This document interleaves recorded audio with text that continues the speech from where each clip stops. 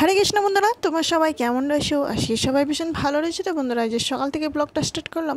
আর যদি ব্লগটা ভালো লেগে থাকে অবশ্যই like, comment, share, subscribe and follow করতে ভুলবেন না। তো আজ এই যে সকালবেলা ম্যাগি করে নিলাম।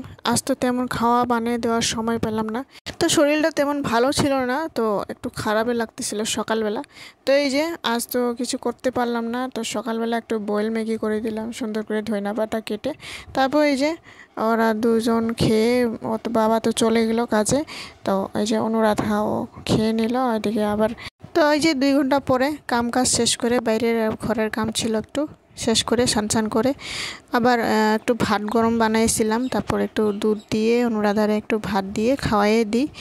আবার দুপুরে রান্নাবান্না এই যে সয়াবিন একটু নিয়ে এনেছিলাম, 1 প্যাকেট মতো সয়াবিন সুন্দর করে ভিজায়ে আমি এখানে চিপে চিপে রেখে দিই।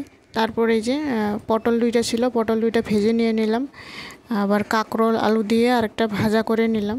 কাঁকরোল ছিল 3-4টা মতো, এটা সুন্দর করে কেটে আমি এই যে 2-3টা কাঁচা লঙ্কা দিয়ে ভাজাভাজি করে নিলাম।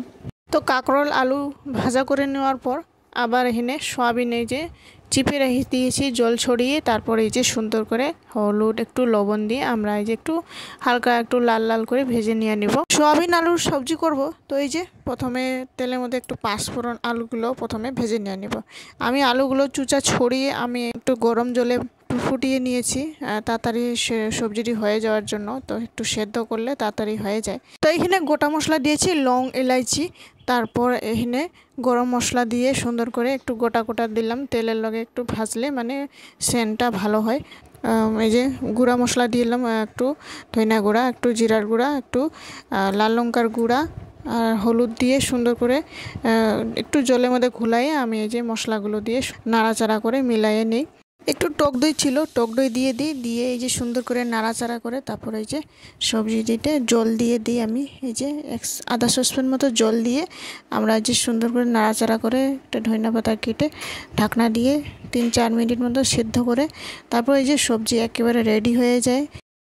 তো একটু পাকা আম ছিল, পাকা আম এই যে ছোট ছোট আমগুলো সুন্দর করে কেটে পাকা আমের একটা চাটনি করব। ছোট ছোট আমগুলো ভালো ছিল।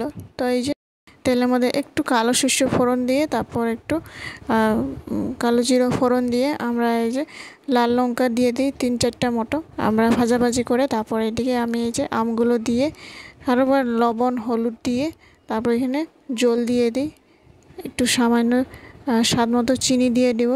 এই যে দেখুন একটু বেশি করে দেব, তা টক ঝাল মিষ্টি মতো ভালো হয়। তারপর 2-3 মিনিট ঢাকনা নিয়ে যাওয়ার পর তারপরে এই যে দেখুন কি সুন্দর গলে গেছে। তারপর এই যে আজকের দুপুরের মেনু কাঁকরোল আলু দিয়ে ভাজি, পটল ভাজি, তারপর লেবু সাথে সয়াবিন একটু ভাজিছি, সয়াবিন ভাজা ছিল, তারপর এই যে সয়াবিন আলুর সবজি, তার সাথে আমের চাটনি এই যে। তো বন্ধুরা, ভিডিওটি ভালো লাগলে অবশ্যই লাইক করে দিয়ে যাবেন।